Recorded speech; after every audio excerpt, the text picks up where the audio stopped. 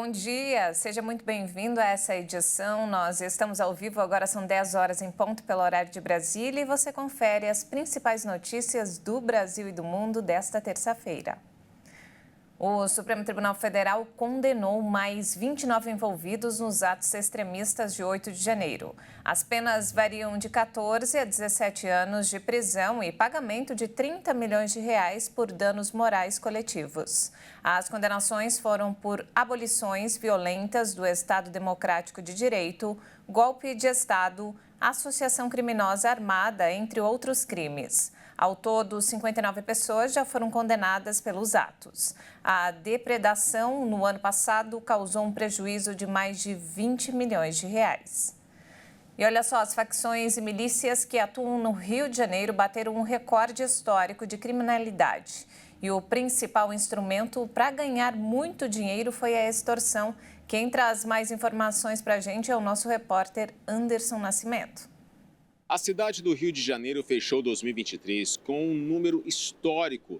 Os casos de extorsão atingiram a maior marca dos últimos 20 anos, com um aumento de 42% em relação a 2022.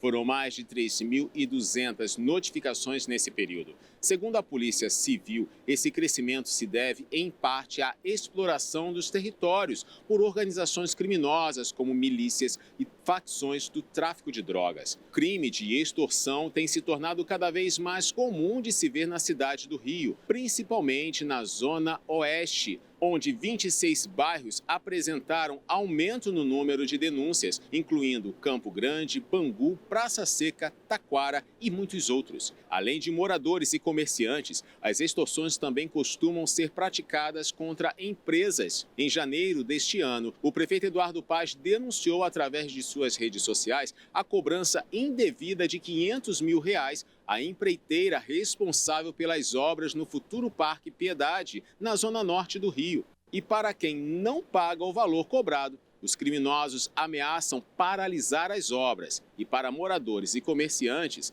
a justificativa é para a segurança do local. E falando agora sobre saúde, o calendário de vacinação contra a dengue está em definição e vai ser anunciado pelo governo. Nesta semana, estados decretaram situação de emergência.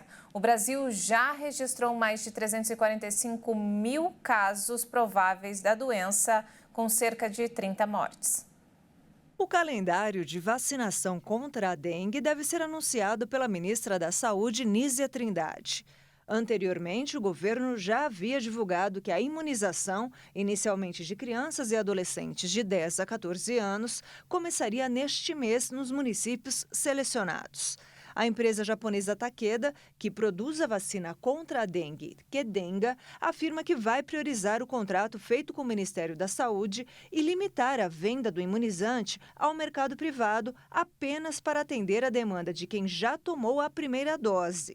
A farmacêutica reforça que os compromissos firmados com os municípios anteriormente serão plenamente honrados.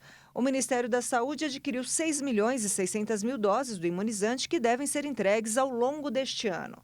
Outras 9 milhões de doses estão previstas para 2025. Segundo a ministra, a vacina é um instrumento importante na luta contra a dengue, mas que ela não terá um efeito imediato. Por isso, neste momento, a eliminação de água parada dentro das casas, que são os focos de proliferação do mosquito Aedes aegypti, transmissor do vírus da dengue, é fundamental para a prevenção da doença. Acre, Minas Gerais e Goiás, também o Distrito Federal, já decretaram situação de emergência por causa da doença.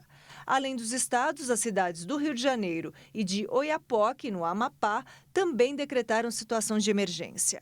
Até esta segunda-feira, o Brasil já tinha 345 mil casos prováveis de dengue, 36 mortes e 234 óbitos em investigação. O presidente Lula se encontrou com o diretor-geral da OMS, Tedros Adhanom, no Palácio do Planalto. Na reunião em Brasília, eles falaram de temas estratégicos para o Brasil. Lula conversou com Adhanom sobre o apoio da OMS ao país para a eliminação de doenças determinadas socialmente. discutiu uma parceria para o fornecimento de vacinas brasileiras contra a dengue e também conversou sobre a presidência brasileira do G20, que conta com um grupo de trabalho de saúde. Adhanom afirmou que a OMS pretende dar todo o apoio possível ao Brasil na eliminação de doenças como a tuberculose, a hanseníase, a doença de Chagas e doenças transmitidas de mãe para filho. Os dois líderes também conversaram sobre uma possível parceria na produção da vacina contra a dengue, tanto do Butantan quanto da Fiocruz. Para o diretor da OMS, o Brasil pode ser um fornecedor do imunizante. 22 testemunhas participaram do segundo dia de julgamento do ex-jogador da seleção brasileira Daniel Alves, na Espanha.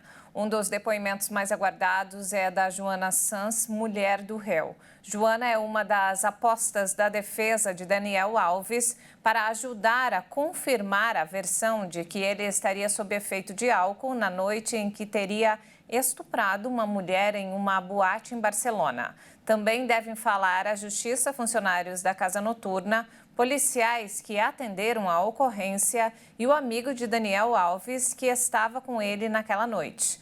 O julgamento deve ser retomado daqui a pouco, às 11 horas da manhã, no horário de Brasília.